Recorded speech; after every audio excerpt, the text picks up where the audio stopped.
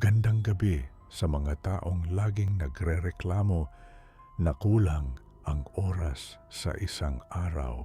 Naisip niyo na ba kung saan napupunta ang mga minutong nawawala sa inyo kapag bigla kayong nalulunod sa pag-iisip sa isang nakatagong baryo sa paanan ng bundok Panahaw? Ang oras ay hindi lumilipas. Ito ay kinukuha. Sabi nila, sa barangay Saglit, ang mga matatanda ay may kutis porselana at ang mga bata ay may boses ng hukluban. Ako si Mang Hector. Hawakan mo ang iyong pulso habang nakikinig ka. Sigurado ka bang tumitibok pa ito sa tamang bilis? Pakinggan mo ang kwento ng barangay Saglit. Si Kiko ay isang vlogger na ang tema ay anti-aging lifestyle. Narinig niya ang tungkol sa barangay Saglit, isang lugar kung saan ang mga tao ay tila hindi tumatanda. Inakala ni Kiko na dahil ito sa pagkain o sa sariwang hangin, kaya dinala niya ang kanyang kamera para i-document ang milagro ng baryo. Pagdating niya, pumungad sa kanya ang mga residenteng mukhang nasa 20 anyos lang.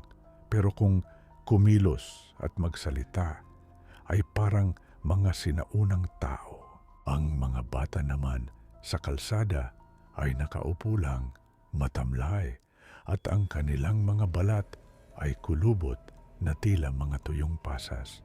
Welcome, Kiko. Pati ng isang napakagandang babae na nagngangalang Selena. Mukha siyang mas bata kay Kiko, pero sa kanyang mga mata ay makikita ang pagod ng 100 taon. Dito sa amin marami kaming oras, gusto mo bang humingi? Inisip ni Kiko na baka isang ritual ito. Paano? Tanong niya. Inabutan siya ni Selena ng isang baso ng tubig na may nakalubog na maliit na mekanismo ng relo. Uminom ka at mararamdaman mo ang bawat segundong ninakaw sa iyo ng stress. Pag-inom ni Kiko, biglang bumagal ang mundo. Nakikita niya ang paggalaw ng bawat pakpak ng langaw, ang dahan-dahang pagbagsak ng dahon. Pakiramdam niya ay punong-puno siya ng enerhiya. Pero nang tingnan niya ang kanyang viewfinder, nanlumo siya. Sa screen, ang mga batang naglalaro sa paligid niya ay dahan-dahang naglalaho, nagiging alabok, habang ang kanilang mga segundo ay humuhulog patungo sa kanyang baso. Ang bawat taon na idinaragdag mo sa buhay mo, Kiko, ay kinukuha namin sa mga walang malay, bulong ni Selena. Ang boses nito ay naging isang nakakatakot na lagutok. Nataranta si Kiko at sinubukang tumakbo pabalik sa kanyang sasakyan. Pero sa bawat hakbang niya, nararamdaman niyang bumibigat ang kanyang katawan. Tiningnan niya ang kanyang mga kamay.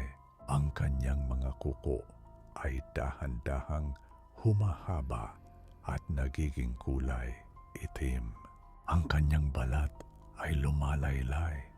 Hindi ka na makaaalis, Kiko, sabi ng mga residente na ngayon ay pinaliligiran na siya. Kailangan namin ng donor. Ang oras mo ay masyadong sariwa, masyadong masigla. Isang oras mo lang, sapat na para sa isang buwan naming kabataan. Sinubukan ni Kiko na sumigaw, pero ang kanyang boses ay naging isang mahinang hingal na lang. Sa isang iglap, siya ay naging isang hukluban na hindi na makatayo, habang si Selena at ang ibang residente ay dahan-dahang bumabata sa harap niya. Ang huling nakita ni Kiko bago siya tuluyang maging estatwa ng karne at buto ay ang kanyang sariling camera. Sa screen, nakita niya ang isang bagong notification. Live stream started. Pero ang nakikita ng kanyang mga subscribers ay hindi si Kiko, kundi isang batang paslit na may mga mata ng isang matanda. Suot ang damit ni Kiko at nakangiti ng may kasamaan.